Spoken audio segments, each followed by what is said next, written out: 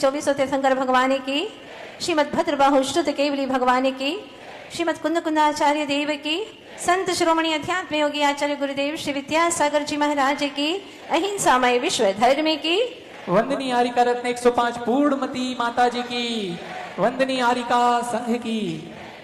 भव्य जीवो, दिन भर न जाने कितने लोगों से मिलते हो, कभी मन से मिलते हो, कभी वचन से बोल करके मिलते हो, तो कभी काय की क्रियाओं के माध्यम से मिलते हो। पर यह देखा गया है कि दुनिया के लोगों से आप मन से मिलते हो। कितनी बार अगर पूरे जीवन को देखा जाए, निरीक्षण किया जाए, तो हम न जाने बचपन से, जब से जन्म लिया है, कितने लोगों से मिल चुके हैं। कभी आंखों से, कभी होठों से, और मन से मिल लेते हैं हम दुनिया के लोगों से। कभी कभी तो अनजान से भी यात्रा के दरमियान बातें कर लेते हैं। पता नहीं, कोई पहचान हो जाए तो किसी वक्त मौके पर काम में आ जाए। कितने कितने लोगों से मिलते हैं, लेकिन जो लोग से ऊपर उठ चुके हैं, ऐसे त्रिलोकीनाथ प्रभु से हम कितनी बार मिले हैं। सोचना, अपने गिरिबान में झांक करके देखना, कितनी बार मिले हो प्रभु से तुम। प्रभु कहते हैं कि मुझे तेरी भाषा की जरूरत नहीं है, भावों से काम चल जाएगा। तेरे शब्दों की जरूरत नहीं है, तेरी श्रद्धा से काम चल जाएगा। हम दुनिया के लोगों के साथ में शब्द, भाषा, इसका इस्तेमाल करते हैं, अपने शरीर को थकाते हैं, मन को थकाते हैं, और दुनिया के लोगों से मिल मिल करके शाम ढले, रात्रि घिरने तक हम थक जाते हैं। हमारा मस्तिष्क बोझिल हो जाता है। क्या कोई ऐसा है पवित्र आत्मा, है कोई ऐसा व्यक्तित्व जिसे मिल करके हमारा रोम रोम पुलकित हो जाए, हमारा मन खिल खिल जाए, हृदय की कली चटक चटक करके खिल जाए? है कोई ऐसा व्यक्तित्व? हाँ है, जिन्हें देख करके भावों का सेतु बना करके, श्रद्धा का सेतु बना करके, जिन्हें देखा जा सकता है अंतर के आंखों से। प्रभु, मैं तुझे देख रहा हूं, पर मैं तुझे जितना देखूं उससे कई गुना तू मुझे देख सकता है। अनंत गुना तुझे में देखने की क्षमता है। मैं तुझे देखूं ना देखूं, लेकिन तू तो मुझे हर पल देखता है, हर पल जानता है कि मैं क्या कर रहा हूं। मैं तुझे नहीं देखता, अफसोस है, मैं तुम्हें देख नहीं पाया अभी तक, बहुत दुख है। मैं उन्हें देखता रहा जो अपने को भी नहीं देखते, जो अपने को भी नहीं जानते, अपनी चेतना को, अपनी आत्मा को नहीं जानते, अपने अंतर जगत को जानते नहीं, उसमें विचरण नहीं करते। मैं उन्हें देखता हूँ, दिन भर उन्हीं के काम करता हूँ, उन्हीं से वार्तालाप करता हूँ, उसी को जानने की कोशिश करता हूँ। लेकिन प्रभु, आपकी दृष्टि तो मेरे इस तन के पार है, इस मन के भी पार है। तन को जानने वाले तो दुनिया के सारे लोग हैं, और तन में ही रमते हैं, तन से ही प्यार कर पाते हैं, क्योंकि तन को ही जान पाते हैं।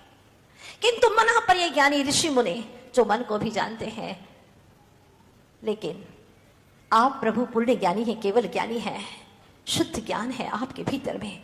आप मेरे चेतन को भी जानते हैं, मेरी आत्मा को भी जानते हैं। तो जब आपकी दृष्टि मुझ पर पड़ती है और मेरी दृष्टि आपके चरणों पर जाती है, श्रद्धा से जब मैं अपने भीतर की दृष्टि को आप तक पहुंचाता हूं स्वामी, तो मुझे लगता है कि आपकी दृष्टि ने मेरे आत्मा के अस्तित्व में बैठे हुए कर्मों को हिला दिया है, उनकी जड़ें उखाड़ दी हैं, और उस वक्त मैं अपने आप को बहुत रिलैक्स महसूस करता हूं, आनंद से भर जाता हूं। प्रभु, क्या कहूं?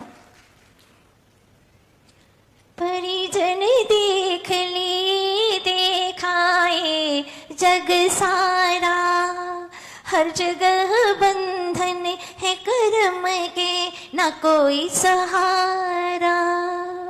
तू निरंजन निराकार है, ऋषियों ने गाया, तेरे द्वार आया प्रभु, तेरे द्वार आया हूँ मैं तो भूला भटका था भगवन, तेरे द्वार आया,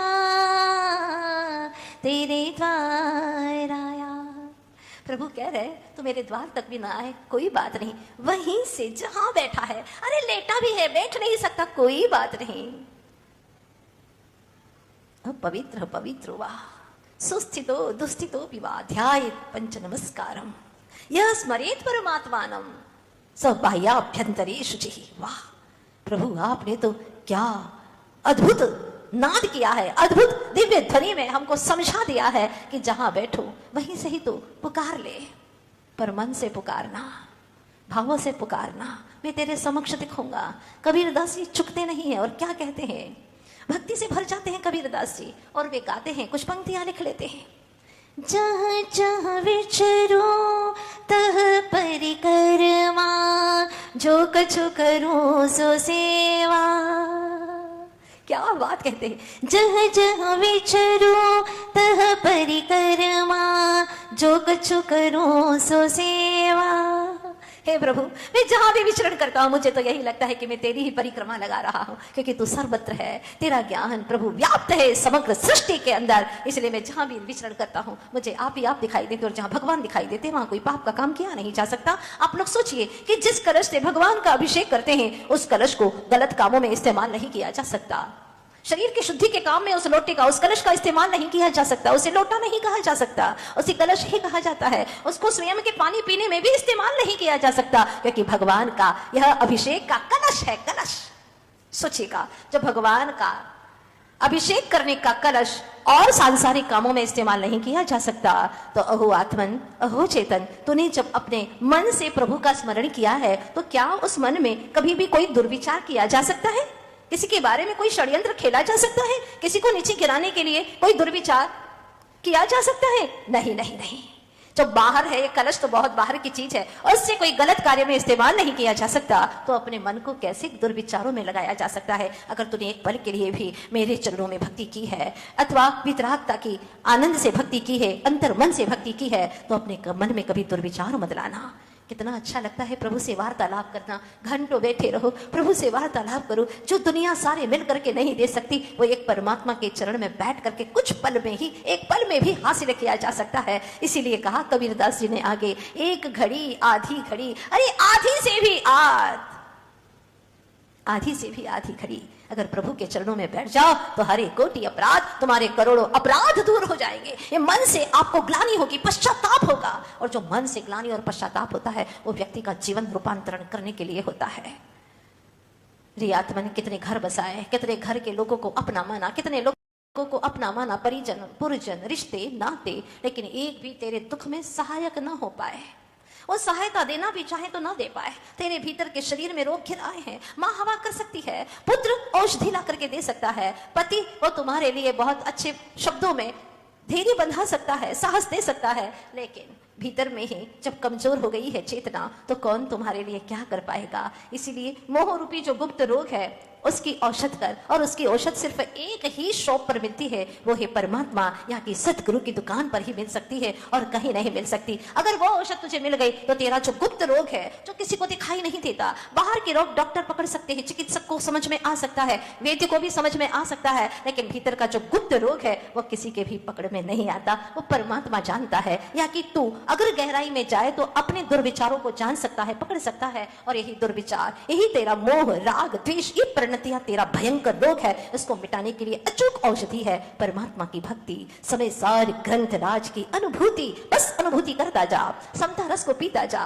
तेरे भीतर में वह मोह का रोग खत्म होता चला जाएगा। कहा है ना, मोह भाव अति गुप्त रोग है, भेद ज्ञान ही औषध है, देह रोग से भी भयकारी, भव में देता दुख है, किंचित भी सुख नहीं भोग में, भोग रोग ही माना है, अतः राग पर पदार्थ में अब नहीं करूं यह ठाना है।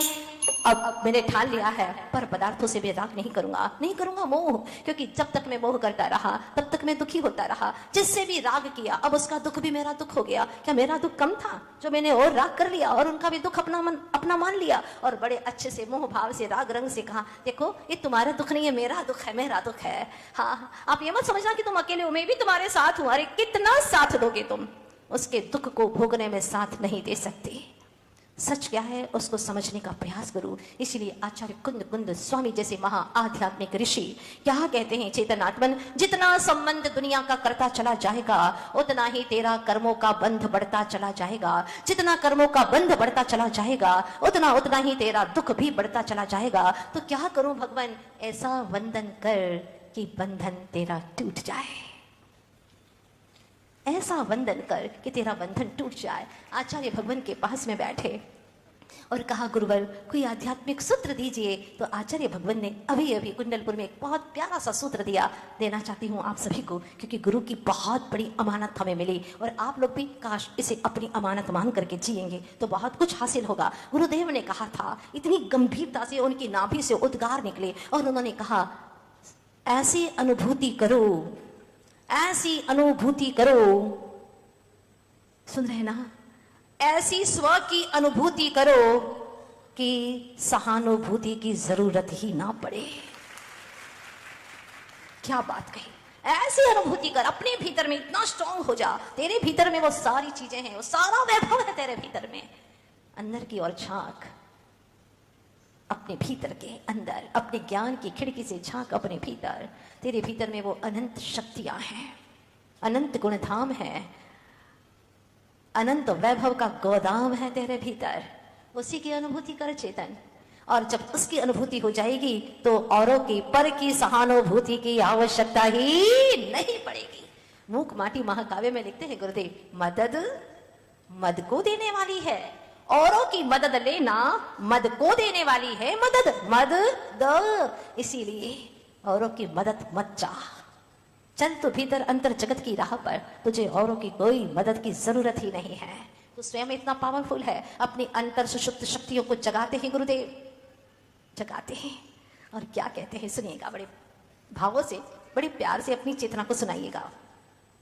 अरे सोनुभूति के बिना जीवन यो ही व्यर्थ किया, इस राग द्वेष की वृत्ति में अपने को यूं बर्बाद किया, पल यूं ही बीत गए व्यर्थ अरे खोए, जीवन में आयुष्य के पल पल पल रीत रहे। कितने पल बीत गए, अनंत काल बीत गया, लेकिन निज की अनुभूति नहीं की। चाहे आप गीता पढ़िए, चाहे आप समय सार पढ़िए, बात तो वहीं तक पहुंचाने की कही है कि चेतनात्मन, अगर तूने अपने आप को नहीं पाया, अपने आप को नहीं जाना, निज की अनुभूति नहीं की, तो और सारी दुनिया मिलकर के तुझे सहानुभूति दे कुछ काम की नहीं। दुनिया समझाती रहे, लेकिन जिसको समझना ही नहीं है, अंदर से समझन आ ही नहीं रही है, तो क्या काम का। मैं बार बार इस बात को दोहराती हूं, नहीं समझेगा किसी बाप से, समझेगा तो अपने आप से, समझेगा तो अपने आप से समझेगा, नहीं तो किसी से समझने वाला नहीं है, निश्चित बात है। तो चलिएगा आज हम असली पता ढूंढ ही लेते हैं। समयसार ग्रंथराज की तीसरी गाथा चल रही है और आचार्य भगवान कहते हैं कि एकत्व बना, एकत्व।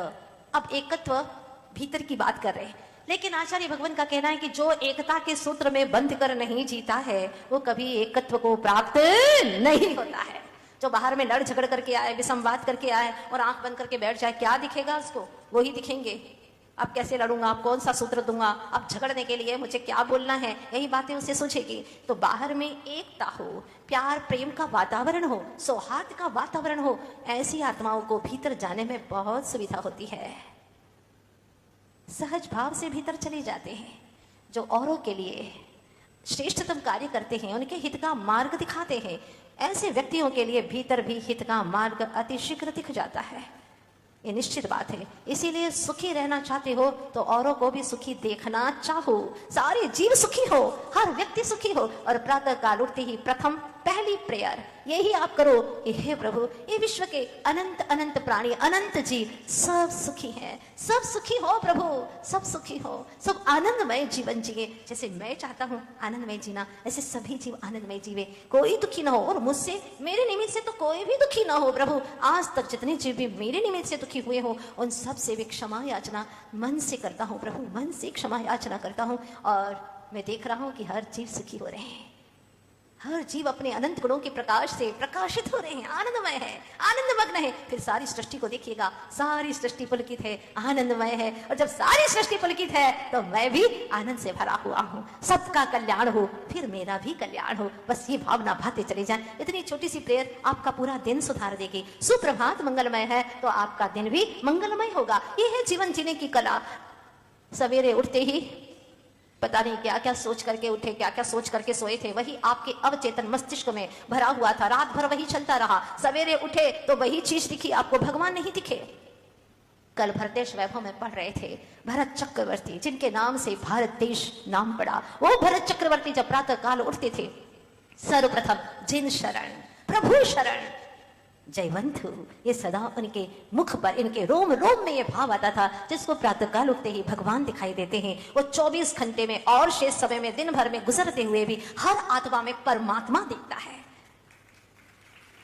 और जब परमात्मा है सभी, तो फिर परमात्मा स्वरूप है, तो उनसे क्या लड़ना, उन्हें क्यों दुखी करना। तभी कबीरदास जी को कहना पड़ा, जहां जहां विचरूं तह परिक्रमा, जो बच्चू करो सो सेवा। मैं जहां पर भी विचरण करता हूं, मुझे प्रभु तू ही तू दिखाई देता है, बस और कुछ नहीं।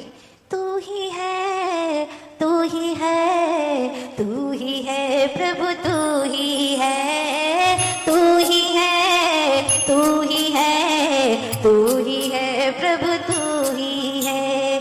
तन में है, मन में है, तन में है, मन में है, चेतन में प्रभु तू ही है, तू ही है, तू ही है, तू ही है प्रभु, तू ही है, तू ही है, बस प्रभु तू ही तू है।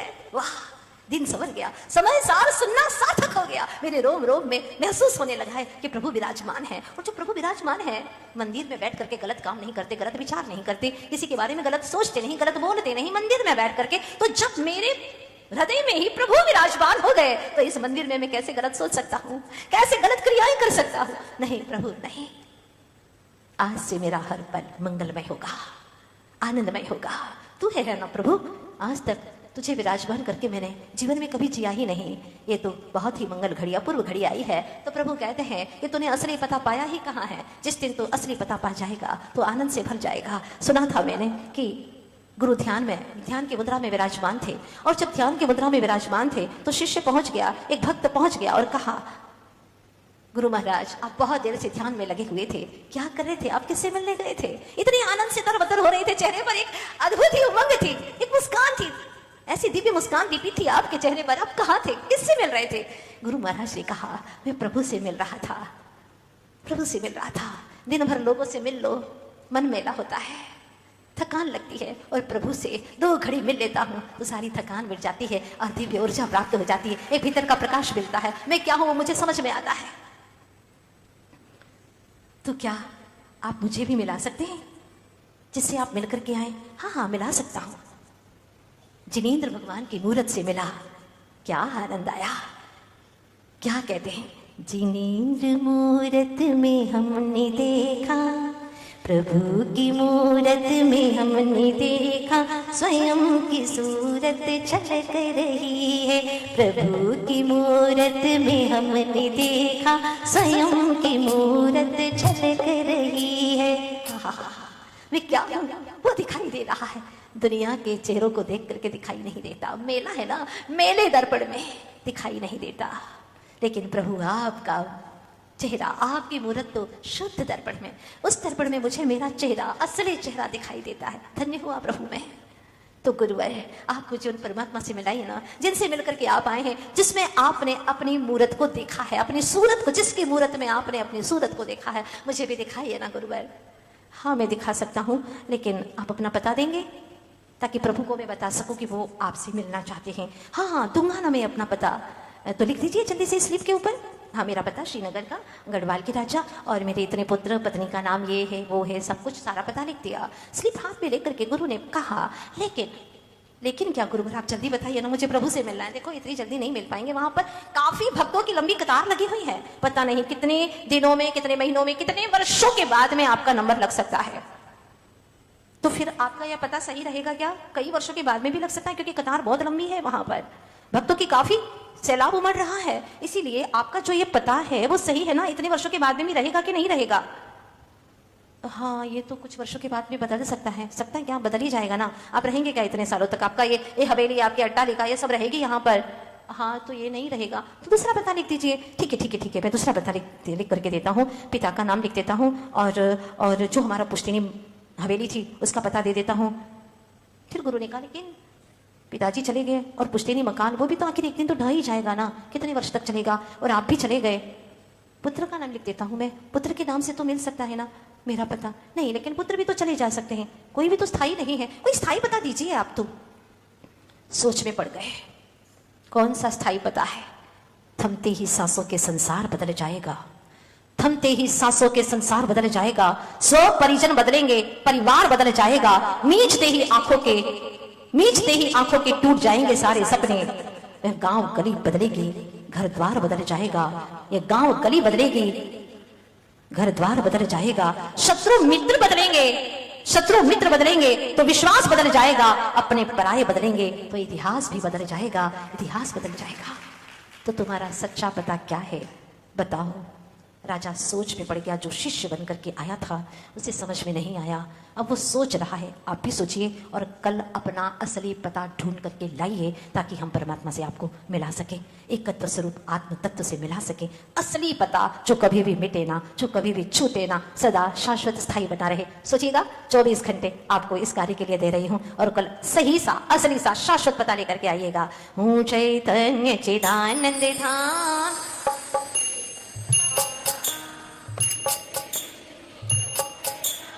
लीन रहो निज में अविराम, हो जाओ निर्मल निष्काम। ध्यान रखिएगा, पता किसी से पूछिएगा नहीं, गुप्त होना चाहिए। अगर गुप्त रहोगे तो नीरज बन जाओगे। आज आप लोगों के बीच में आई है ना श्रीमती नीरज जी गुप्ता, बहुत अच्छे सदविचारों की धनी है। और आज सच पूछो तो एक आत्मा के निमित्त से इतने सारे हजारों लोग धर्म का लाभ ले रहे हैं। तो गुप्त में अपना पता लेकर के आना, किसी से पूछ करके मत आइएगा। विषय कषाय दुख की खान, किंतु मोह वश खोया ज्ञान, मना विकारी धर ज्ञान, हो चैतन्य चित पर को निज का करता जान, किया नहीं निज का कल्याण, कुल परिणाम हो चैतन्य चिदानंद। समय सार का करके पान, शुद्धात्म को करूं प्रणाम,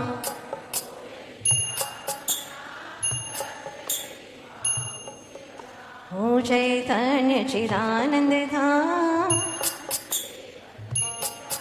निश्चय से हूँ भगवान, कहे गुरु तो स्वयं महान,